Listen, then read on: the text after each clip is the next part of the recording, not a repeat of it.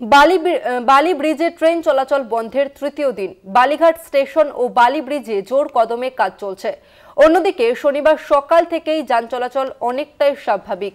দক্ষিণেশ্বরের দিক থেকে বালির দিকে আসার বালি ব্রিজের রাস্তা সম্পূর্ণভাবে বন্ধ। এই মুহূর্তে আপনারা বালি ব্রিজের ছবি দেখছেন। আজ বালি ব্রিজ বন্ধের তৃতীয় দিন এবং তবে আজ পরিস্থিতি অনেকটাই স্বাভাবিক রয়েছে। বালি ব্রিজে ট্রেন চলাচল বন্ধের তৃতীয় দিন বালিঘাট স্টেশন ও বালি ব্রিজে জোর কদমে কাজ চলছে। অন্যদিকে আজ সকাল থেকেই যান চলাচল অনেকটাই স্বাভাবিক রয়েছে।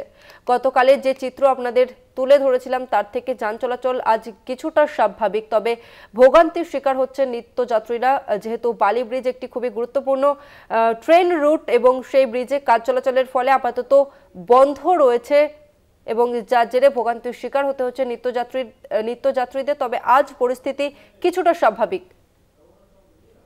এই মুহূর্তে আমাদের সঙ্গে ফোন লাইনে রয়েছে প্রতিনিধি জগন্নাথ সামন্ত। জগন্নাথ, রেল দপ্তর সূত্রে কি জানানো হচ্ছে? তবে যে খবর আমরা সামনে পাচ্ছি যে আজ পরিস্থিতি কিছুটা স্বাভাবিক রয়েছে।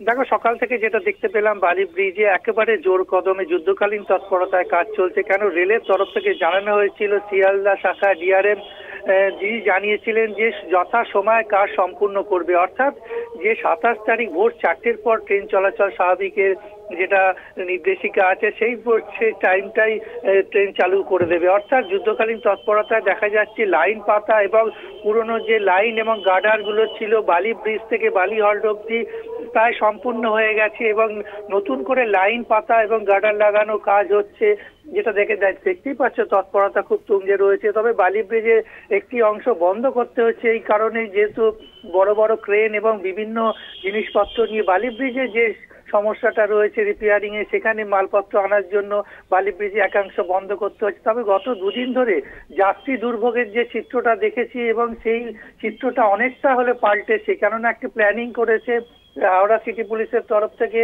যে কিভাবে যান চলাচল সম্পূর্ণ হবে।